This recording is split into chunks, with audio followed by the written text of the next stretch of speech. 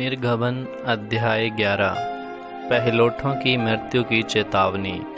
फिर यहोवा ने मूसा से कहा, एक और विपत्ति मैं फ़िरौन और मिस्र देश पर डालता हूँ। उसके पश्चात वह तुम लोगों को वहाँ से जाने देगा, और जब वह जाने देगा तब तुम सबों को निश्चय निकाल देगा।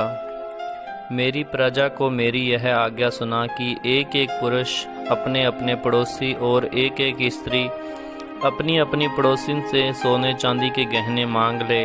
तब यहोवा ने मिस्रियों को अपनी प्रजा पर दयालु किया। इसके अतिरिक्त वह पुरुष मूसा मिस्र देश में फ़िरौन के कर्मचारियों और साधारण लोगों की दृष्टि में अति महान था।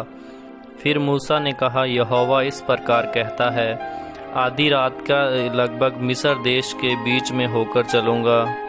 तब मिस्र में सिंहासन पर विराजने वाले फ़िरौन से लेकर चक्की पीसने वाली दासी तक के पहलोठे वरन पशुओं तक के सब पहलोठे मर जाएंगे, और सारे मिस्र देश में बड़ा हाहाकार मचेगा, यहाँ तक कि उसके समान न तो कभी हुआ और न होगा। पर इज़राइलियों के विरुद्ध क्या मनुष्य क्या पशु, किसी पर कोई कुत्ता भी न भौंकेगा, जिससे तुम जान लो कि मिस्रियों और इज़राइलियों में मैं यहोवा अंतर करता हूँ।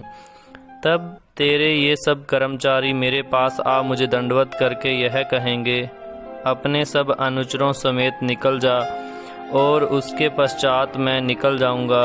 यह कहकर मूसा बड़े क्रोध में फ़िरौन के पास से निकल गया। यहोवा ने मूसा से कह दिया था, फ़िरौन तुम्हारी न सुनेगा, क्योंकि मेरी इच्छा है कि मिस्र देश में बहुत से चमत्कार करूं। मूसा और हारून ने फ़िरौन के सामने ये सब चमत्कार किए, पर यहोवा ने फ़िरौन का मन और कठोर कर दिया, इसलिए उसने इज़राइलियों को अपने देश से जाने न दिया। निर्गमन अध्याय 12। फसह का पर्व। फिर यहोवा ने मिस्र देश में मूसा और हारून से कहा, यह महीना तुम लोगों के लिए आरंभ का ठहरे, अर्थात वर्ष का पहला महीना यही ठहरे। इज़राइल की सारी मंडली से इस प्रकार कहो, इसी महीने के 10वें दिन को तुम अपने सारे पितरों के घराने के अनुसार घराने पीछे एक एक मेमना ले रखो, और यदि किसी के घराने में एक मेमने के खाने के लिए मनुष्य कम हो तो वह अपने सबसे निकट रहने वाले पड़ोसी के साथ प्राणियों की गिनती के अनुसार एक मेमना ले रखे।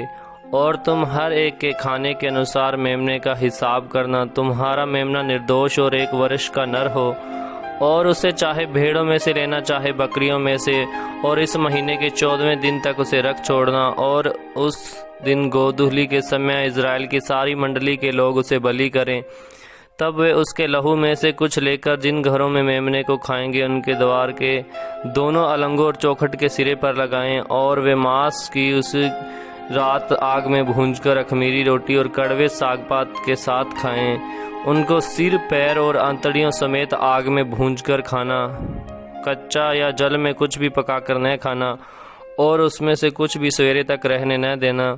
और यदि कुछ सवेरे तक रह भी जाए तो उसे आग में जला देना। और उसके खाने की यह विधि, कमर बांधे, पाँव में जूती पहने और हाथ में लाठी लिए हुए उसे फुर्ती से खाना। वह तो यहोवा का पर्व होगा, क्योंकि उस रात को मैं मिस्र देश के बीच में होकर जाऊंगा, और मिस्र के देश के क्या मनुष्य क्या पशु सब के पहलोठों को मारूंगा, और मिस्र के सारे देवताओं को भी दंड दूंगा।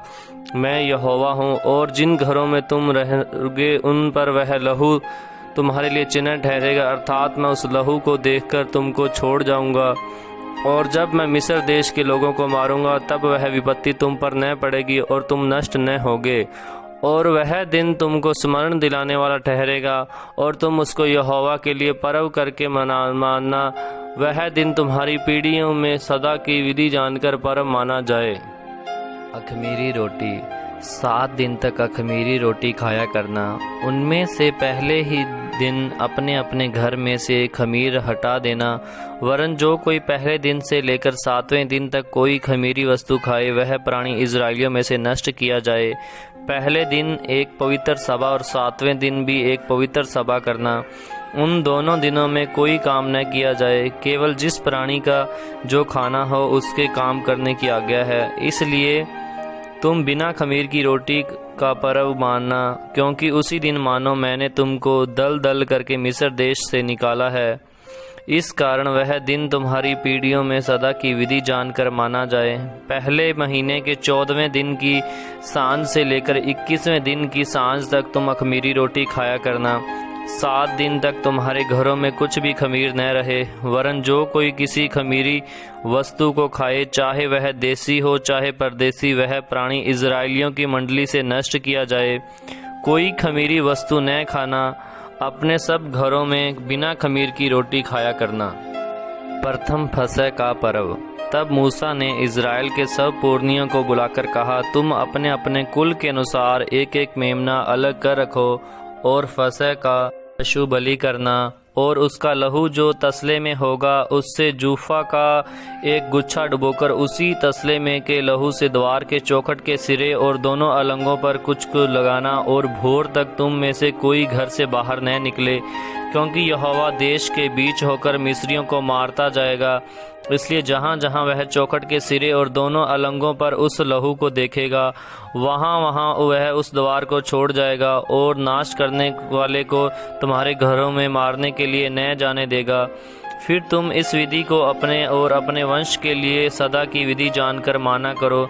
जब तुम इस देश में जिसे यहोवा अपने कहने के अनुसार तुमको देगा प्रवेश करो, तब यह काम किया करना। और जब तुम्हारे बच्चे तुमसे पूछे इस काम से तुम्हारा क्या मतलब है, तब तुम उनको यह उत्तर देना, यहोवा ने जो मिस्रियों के मारने के समय मिस्र में रहने वाले हम इजराइलियों के घरों को छोड़कर हमारे घरों को बचाया, उसी कारण उसके फसह का यह बलिदान किया जाता है। तब लोगों ने सिर झुकाकर दंडवत की। इजराइलियों ने जाकर जो आज्ञा यहोवा ने मूसा और हारून को दी थी उसी के अनुसार किया। हिलोठों की मृत्यु। ऐसा हुआ कि आधी रात को यहोवा ने मिस्र देश में सिंहासन पर विराजने वाले फिरौन से लेकर गड्ढे में पड़े हुए बंधुए तक सबके पहिलोठों को वरन पशुओं तक के सब पहिलोठों को मार डाला। और फिरौन रात ही को उठ बैठा और उसके सब कर्मचारी वरन सारे मिस्री उठे, और मिस्र में बड़ा हाहाकार मचा, क्योंकि एक भी ऐसा घर न था जिसमें कोई मरा न हो। तब फिरौन ने रात में मूसा और हारून को बुलाकर कहा, तुम इजराइलियों समेत मेरी प्रजा के बीच से निकल जाओ और अपने कहने के अनुसार जाकर यहोवा की उपासना करो। अपने कहने के अनुसार अपनी भेड़ बकरियों और गाय बैलों को साथ ले जाओ और मुझे आशीर्वाद दे जाओ। मिस्री जो कहते थे हम तो सब मर मिटे, इन्होंने इजराइली लोगों को पर दबाव डालकर कहा, देश से झटपट निकल जाओ। तब उन्होंने अपने गुंदे गंधाए आटे को बिना खमीर दिए ही कठौतियों समेत कपड़ों में बांधकर अपने अपने कंधे पर डाल लिया। इजराइलियों ने मूसा के कहने के अनुसार मिस्रियों से सोने चांदी के गहने और वस्त्र मांग लिए, और यहोवा ने मिस्रियों को अपनी प्रजा के लोगों पर ऐसा दयालु किया कि उन्होंने जो जो मांगा वह सब उनको दिया। इस प्रकार इजराइलियों ने मिस्रियों को लूट लिया। इजराइलियों का मिस्र देश छोड़ना। तब इजराइली रामसेस से कूच करके सुकोत को चले, और बाल बच्चों को छोड़ वे कोई 6 लाख पैदल चलने वाले पुरुष थे। उनके साथ मिली जुली हुई एक भीड़ गई, और भेड़ बकरी गाय बैल बहुत से पशु भी साथ गए। और जो गूंदा हुआ आटा वे मिस्र से साथ ले गए थे, उसकी उन्होंने बिना खमीर दिए रोटियां बनाई, क्योंकि वे मिस्र से ऐसे बरबस निकाले गए कि उन्हें अवसर भी न मिला कि मार्ग में खाने के लिए कुछ पका सकें।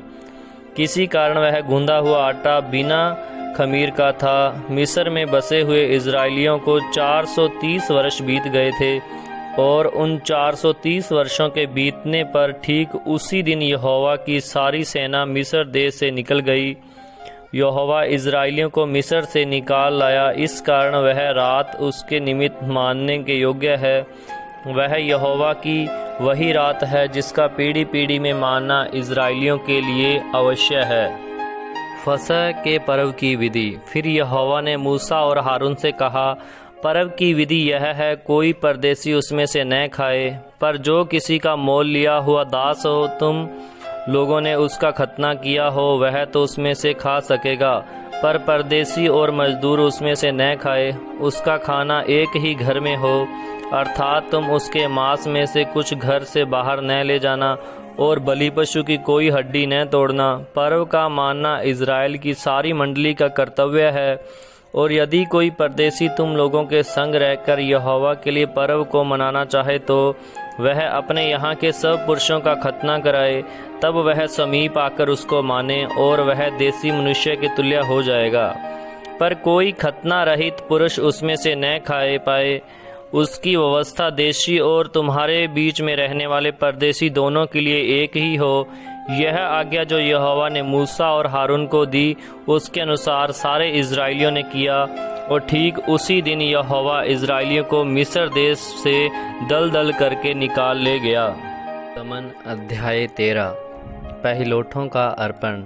फिर यहोवा ने मूसा से कहा, क्या मनुष्य के क्या पशु के इज़राइलियों में जितनी अपनी अपनी माँ के जेठे हो, उन्हें मेरे लिए पवित्र मानना, वह मेरा ही है। अख़मीरी रोटी का पर्व। फिर मूसा ने लोगों से कहा, इस दिन को स्मरण रखो जिसमें तुम लोग दास्तव के घर अर्थात मिस्र से निकल आए हो। यहोवा तुमको वहाँ से अपने हाथ के बल से निकाल लाया। इसमें अख़मीरी रोटी न खाई जाए। अबीब के महीने में आज के दिन तुम निकले हो, इसलिए जब यहोवा तुमको कनानी, हिती, अमोरी, हिबी और यबूसी लोगों के देश में पहुँचाए, जिसे देने की उसने तुम्हारे पुरखाओं से शपथ खाई थी और जिसमें दूध और मधु की धाराएं बहती है, तब तुम इसी महीने में पर्व मानना। 7 दिन तक अख़मीरी रोटी खाया करना और 7वें दिन यहोवा के लिए पर्व मानना। इन 7 दिनों में अख़मीरी रोटी खाई जाए, वरन तुम्हारे देश भर में न ख़मीरी रोटी न ख़मीर तुम्हारे पास देखने में आए। और उस दिन तुम अपने अपने पुत्रों को यह कह के समझा देना कि यह हम उसी काम के कारण करते हैं जो यहोवा ने हमारे मिस्र से निकल आने के समय हमारे लिए किया था। फिर वह तुम्हारे लिए तुम्हारे हाथ में एक चिन्ह होगा और तुम्हारी आँखों के सामने स्मरण कराने वाली वस्तु ठहरे, जिससे यहोवा की व्यवस्था तुम्हारे मुँह पर रहे, क्योंकि यहोवा ने तुम्हें अपने बलवंत हाथों से मिस्र से निकाला है। इस कारण तुम इस विधि को प्रतिवर्ष नियत समय पर माना करना। पहिलौठे। फिर जब यहोवा उस शपथ के अनुसार जो उसने तुम्हारे पुरखाओं से और तुमसे भी खाई है, तुम्हें कनानियों के देश में पहुंचाकर उसको तुम्हें दे देगा, तब तुम में से जितने अपनी अपनी माँ के जेठे हो उनको और तुम्हारे पशु में ऐसे हों उनको भी यहोवा के लिए अर्पण करना। सब नर बच्चे तो यहोवा के हैं, और गदही के हर एक पहिलौठे के बदले मेमना देकर उसको छुड़ा लेना। और यदि तुम उसे छुड़ाना न चाहो तो उसका गला तोड़ देना, पर अपने सब पहिलौठे पुत्रों को बदला देकर छुड़ा लेना। और आगे के दिनों में जब तुम्हारे पुत्र से पूछे यह क्या है, तो उनसे कहना, यहोवा हम लोगों को दास्तव के घर से अर्थात मिस्र देश से अपने हाथों के बल से निकाल लाया है। उस समय सब फिरौन के कठोर होकर हमको जाने देना न चाहा। तब यहोवा ने मिस्र देश में मनुष्यों से लेकर पशु तक सब के सब पहिलौठों को मार डाला। इसी कारण पशुओं में से जितने अपनी अपनी माँ के पहिलौठे नर हैं, उन्हें हम यहोवा के लिए बलि करते हैं, पर अपने सब जेठे पुत्रों को हम बदला देकर छुड़ा लेते हैं। यह तुम्हारे हाथों पर एक चिन्ह सा और तुम्हारी बोहों के बीच टीका सा ठहरे, क्योंकि यहोवा हम लोगों को मिस्र से अपने हाथों के बल से निकाल लाया है। मेघ का खंबा और आग का खंबा। जब फिरौन ने लोगों को जाने की आज्ञा दे दी, तब यद्यपि पलिश्तियों के देश में होकर जो मार्ग जाता है वह छोटा था, तो भी परमेश्वर यह सोचकर उनको उस मार्ग से नहीं ले गया कि कहीं ऐसा न हो कि जब ये लोग लड़ाई देखें तब पछताकर मिस्र को लौट आएं। इसलिए परमेश्वर उनको चक्कर खिलाकर लाल समुंदर के जंगल के मार्ग से ले चला, और इज़राइली पांति बांधे हुए मिस्र से निकल गए। और मूसा यूसुफ की हड्डियों को साथ लेता गया, क्योंकि यूसुफ ने इज़राइलियों से यह कह के परमेश्वर निश्चय तुम्हारी सुधि लेगा, उनको इस विषय की दृढ़ शपथ खिलाई थी कि वे उसकी हड्डियों को अपने साथ यहाँ से ले जाएंगे। फिर उन्होंने सुकोत से कूच करके जंगल की छोर तक एताम में डेरा किया, और यहोवा उन्हें दिन को मार्ग दिखाने के लिए मेघ के खंभे में और रात को उजियाला देने के लिए आग के खंभे में होकर उनके आगे आगे चला करता था।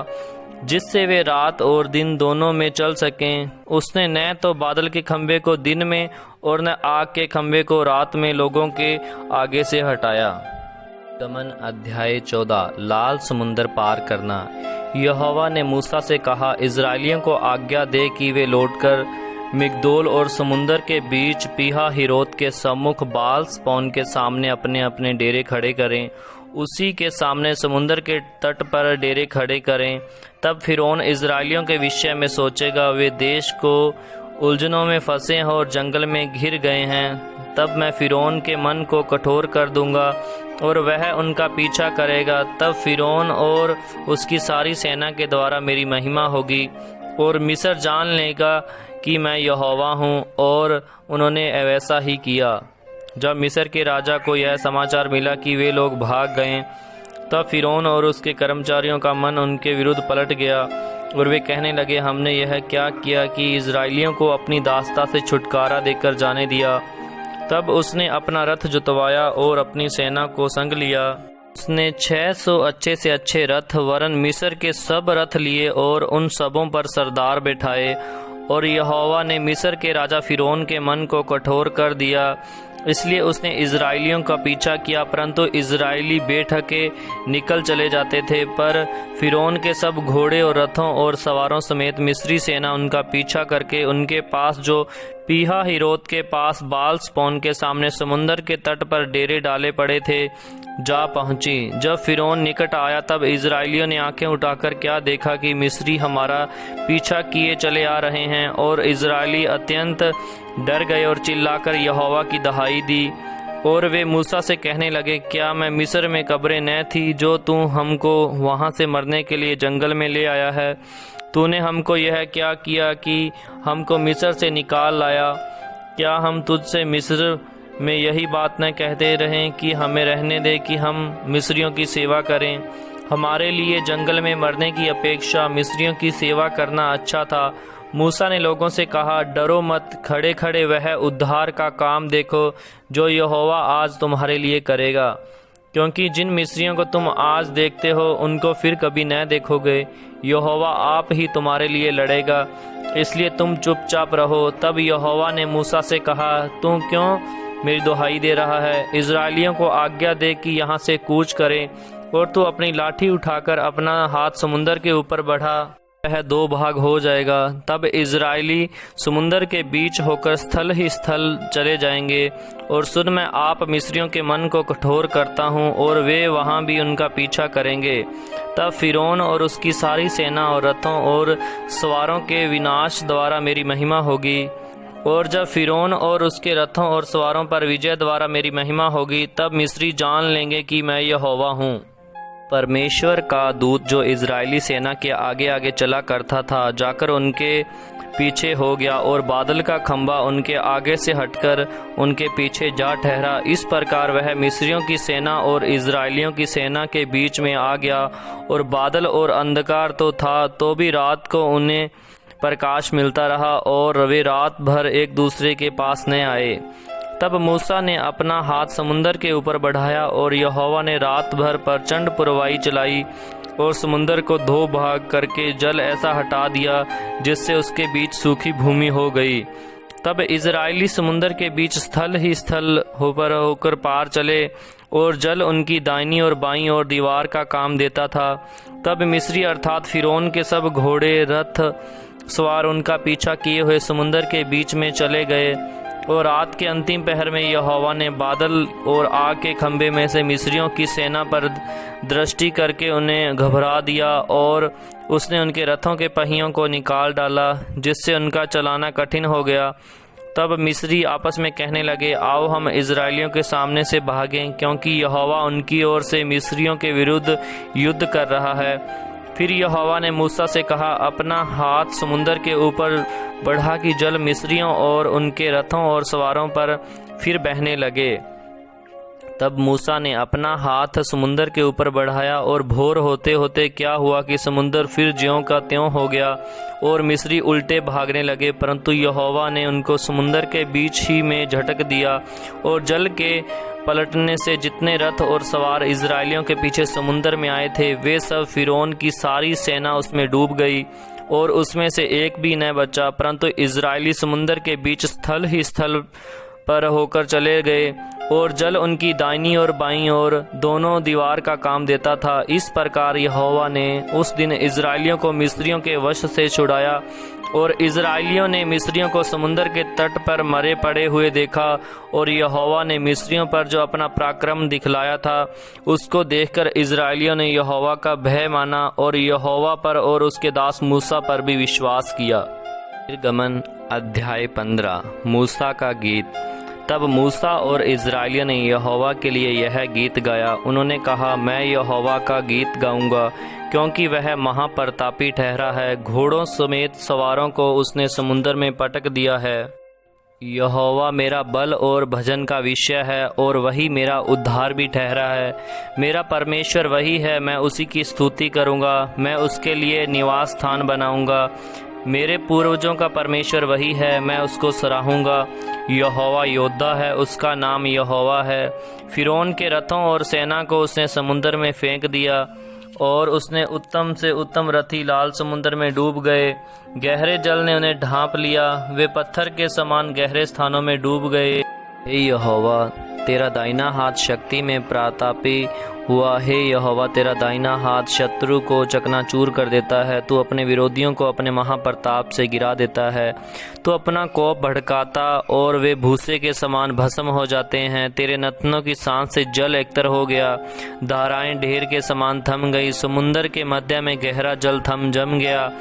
शत्रु ने कहा था, मैं पीछा करूंगा, मैं जा पकड़ूंगा, मैं लूट के माल को बांट लूंगा, उनसे मेरा जी भर जाएगा। मैं अपनी तलवार खींचते ही अपने हाथ से उनको नष्ट कर डालूंगा। तूने अपने श्वास का पवन चलाया, तब समुद्र ने उनको ढांप लिया। वे महाजल राशि में शीशे के समान डूब गए। हे यहोवा, देवताओं में तेरे तुल्य कौन है? तू तो पवित्रता के कारण महाप्रतापी और अपनी स्तुति करने वालों के भय के योग्य है और आश्चर्यक्रम का करता है। तूने अपना दाहिना हाथ बढ़ाया और पृथ्वी ने उनको निगल लिया। अपनी करुणा से तूने अपनी छुड़ाई हुई प्रजा की अगुवाई की। अपने बल से तुम अपने पवित्र निवास स्थान को ले चला है। देश देश के लोग सुनकर कांप उठेंगे। पलिशीतियों के प्राणों के लाले पड़ जाएंगे। एदोम के अधिपति व्याकुल होंगे। मोआब के पहलवान थरथरा उठेंगे। सब कनान निवासियों के मन पिघल जाएंगे। उनमें डर और घबराहट समा जाएगी। तेरी बाह के प्रताप से वे पत्थर के समान अबोल हो जाएंगे। जब तक हे यहोवा तेरी प्रजा के लोग निकल न जाएं, जब तक तेरी प्रजा के लोग जिनको तूने मोल लिया है पार न निकल जाए, तू उन्हें पहुंचाकर अपने निज भाग वाले पहाड़ पर बसाएगा। यह वही स्थान है हे यहोवा जिसे तूने अपने निवास के लिए बनाया, और वही पवित्र स्थान है जिसे हे प्रभु तूने आप ही स्थिर किया है। यहोवा सदा सर्वदा राज्य करता रहेगा। मरियम का गीत। यह गीत गाने का कारण यह है कि फिरौन ने घोड़ों, रथों और सवारों समेत समुद्र के बीच में चले गए और यहोवा उनके ऊपर समुद्र का जल लौटा ले आया, परंतु इजरायली समुद्र के बीच स्थल ही स्थल पर होकर पार गए। तब हारून की बहन मरियम नाम नबिया के हाथ में डफ लिया और सब स्त्रियां डफ लिए नाचती हुई उसके पीछे हो चली और मरियम उनके साथ यह टेक लगाती गई। यहोवा का गीत गाओ, क्योंकि वह महाप्रतापी ठहरा है। घोड़ों समेत सवारों को उसने समुद्र में फेंक दिया है। कड़वा पानी। तब मूसा इजराइलियों को लाल समुद्र से आगे ले गया और वे शूर नामक जंगल में आए और जंगल में जाते हुए 3 दिन तक पानी का सोता न मिला। फिर मारा नामक एक स्थान पर पहुंचे, वहां का पानी खारा था, उसे वे न पी सके, इस कारण उस स्थान का नाम मारा पड़ा। तब वे यह कहकर मूसा के विरुद्ध बकबक करने लगे, हम क्या पिएं? तब मूसा ने यहोवा की दुहाई दी और यहोवा ने उसे एक पौधा बतला दिया जिससे सब उसने पानी में डाला, तब वह पानी मीठा हो गया। वही यहोवा ने उनके लिए एक विधि और नियम बनाया और वही उसमें यह कहकर उनकी परीक्षा की, यदि तू अपने परमेश्वर यहोवा का वचन तन मन से सुने और जो उसकी दृष्टि में ठीक है वही करे और उसकी आज्ञाओं पर कान लगाए और उसकी सब विधियों को माने, तो जितने रोग मैंने मिस्रियों पर भेजे हैं उनमें से एक भी तुझ पर न भेजूंगा, क्योंकि मैं तुम्हारा चंगा करने वाला यहोवा हूँ।